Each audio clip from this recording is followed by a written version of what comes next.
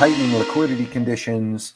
Are you seeing any signs of growth? So when we think about the recessionary impacts or the growth impacts that the tightening liquidity is having, the increase in rates going into quantitative tightening, the housing market, like global growth looks shitty. Any kind of forward-looking indicators look kind of crappy. The yield curve inversion across the curve, the tens, threes, the last holdout is the one thing that is always the thing that identifies the recession. I guess labor might be the only thing that's saying that growth is hanging in there. How are you seeing the growth side of the equation now, right? So we've talked about inflation. We've talked about the new regime. We've talked about increase in volatility we should expect. We should probably think that assets need to have some kind of further discount so we get more returns in the future for the risk we're taking. Now, on the growth side, are you seeing any sort of sprouts, green sprouts yet? Is the rate of change on the downside slowing? How are you seeing the growth side of the equation? I can't find much positive other than maybe the labor market. Yeah, but what are you seeing? Mike, the economy is booming. All right. Coincident to lagging indicators perspective.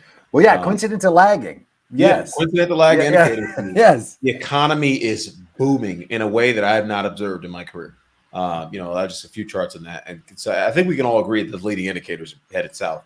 I'll just start with a couple. Yeah. One of our favorite leading indicators is looking at the speed of the change in real interest rates. So the blue line in this upper panel just shows the real 10-year treasury yield relative to the red line, which is the manufacturing PMI.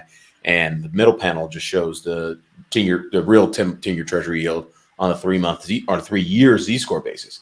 And what you can see in this chart is every time we hit a 2 sigma rise on a trailing 3-year basis in this, we tend to have a massive slowdown in the economy. Just using the manufacturing PMI as a proxy.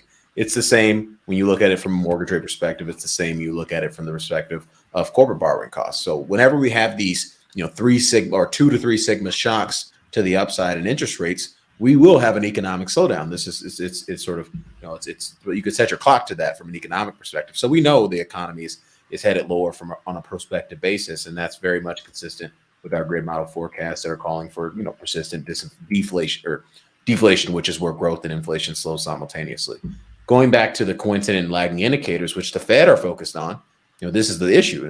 As asset market participants, we need to accept the fact that, hey, look, the Fed, whether you agree with it or not, it doesn't matter if we agree with it or not as investors, the Fed has chosen to not look at models and not base their policy on model projections because their models were so wrong last year that you could argue maybe many of them are broken.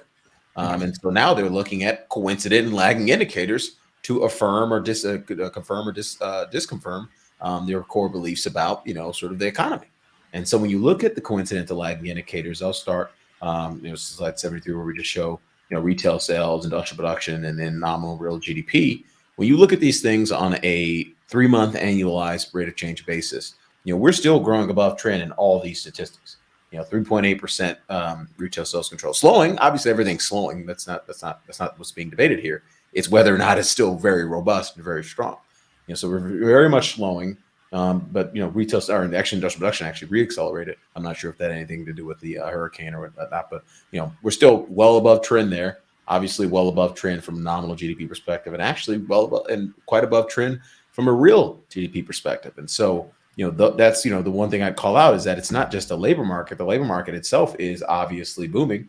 We showed that on slide 15, where all these different measures of the labor market, whether you look at private payrolls relative to the trend, pre-COVID trend, hourly earnings relative to the pre-COVID trend, weekly hours not really moving, but you productize all those 3 things, you wind up with aggregate labor income that's just inside of 8%.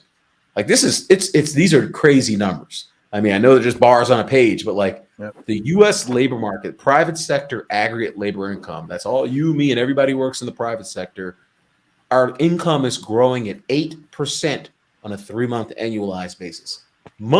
Are these real or nominal? This is nominal. Yeah, this is nominal. These are nominal numbers. These are nominal. Yeah, absolutely.